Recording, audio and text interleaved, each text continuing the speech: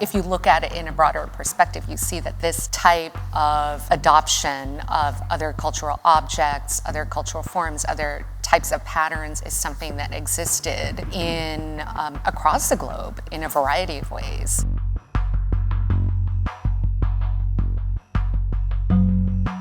I'm Michaela Hansen. I'm curatorial assistant for costume and textiles at LACMA and co-curator of Lee Alexander McQueen, Mind Mythos Muse.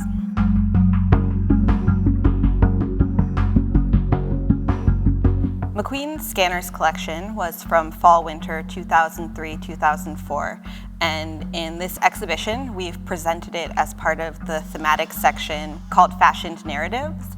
And the reason for this is because as it's presented on the runway, it's a very cinematic collection that has a complete narrative arc that comes from McQueen's imagination that he plays out on the runway. So as McQueen's Scanners story begins in the Siberian tundra, he's referencing the fur garments you would see in that region, as well as a lot of gold embellishments that can be found in Russian textiles, and is really using the dress and textile traditions of Russia, Siberia, to illustrate this part of the story he's trying to tell.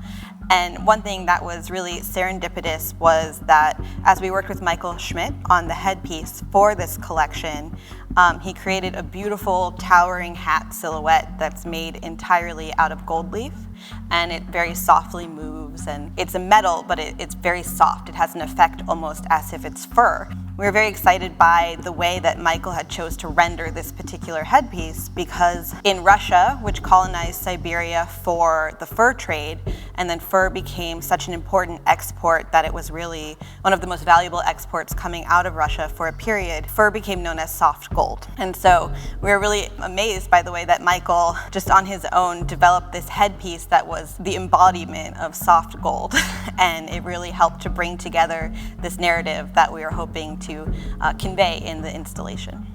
The collection really tells the story of a migration from west to east.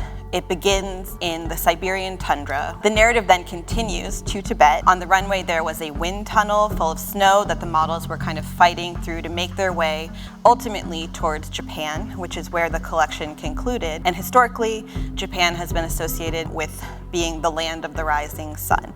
So in a sense, the collection is also telling the story of a journey from darkness into light. What became evident to us as we kind of embarked on researching this particular exhibition was the breadth and depth of Alexander McQueen's art historical knowledge. It was encyclopedic. He was looking at all different time periods, different regions around the world. Some fashion designers might specialize in referencing one particular period or one particular artist, and his references and inspirations really run the gamut of all of art history. My name is Bindu Goode. I'm the Associate Curator for South and Southeast Asian Art at LACMA.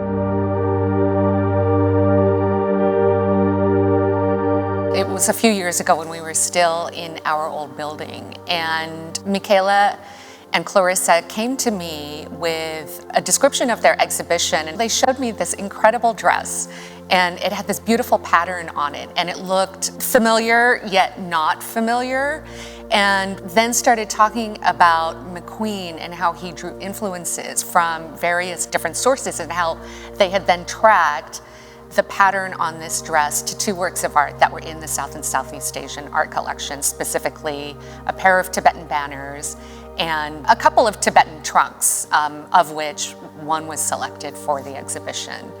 And it was really interesting to me because the patterns as we see it in Tibetan art are very colorful, and the dress had really exposed the geometry of the pattern by reproducing it in just black and white threads. The pattern that we see on this dress is called Kati Rimo, and it really refers to a range of trellis designs that appear on silk brocade textiles, most of which were produced in China for trade and also as diplomatic gifts and religious gifts to monasteries. The pattern is really a trellis that consists of squares and lozenges, and I always really wondered, what the Tibetan interest in this particular pattern was. And as I kept staring at the pattern, I think the repeating trellis design somehow resonates with the endless knot, which is auspicious emblem in Buddhism. But beyond that, in Tibet, there was just a general reverence for Chinese silk textiles, just because they were of the most incredible quality from a very, very early period.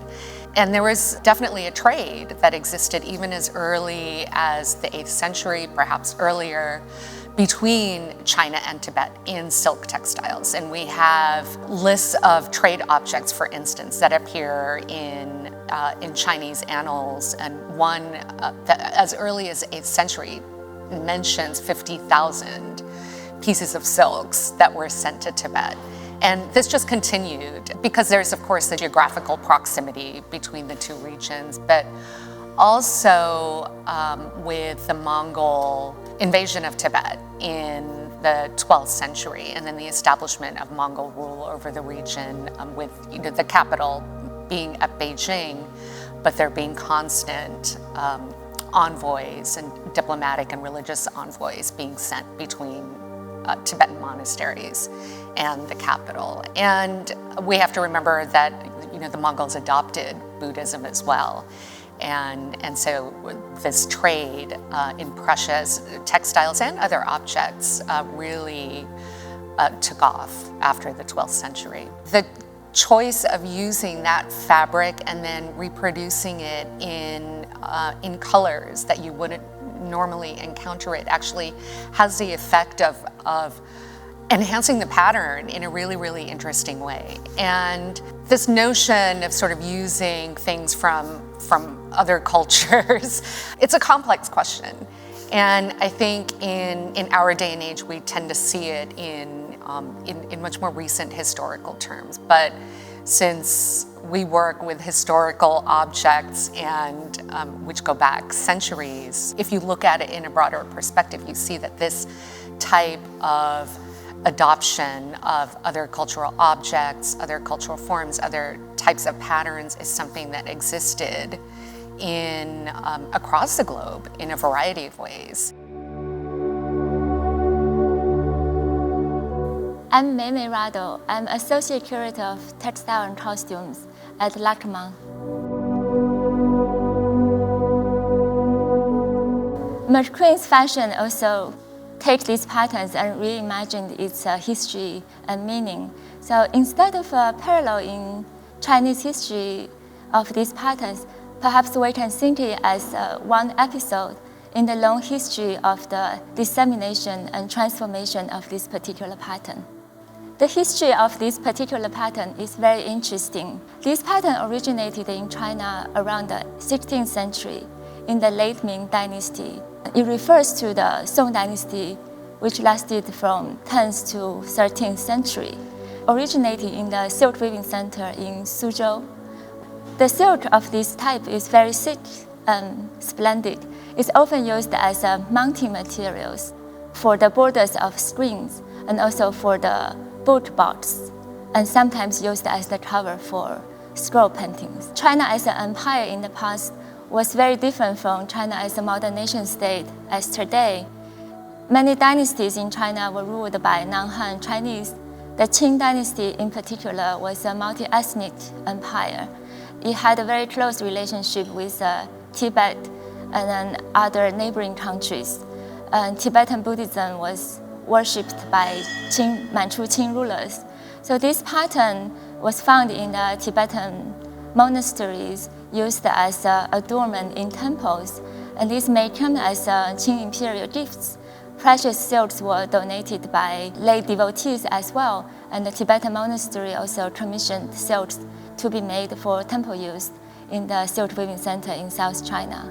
And likewise, this pattern was also found in Japan. The Chinese weaving for complex silk was already introduced to Japan by the 7th century.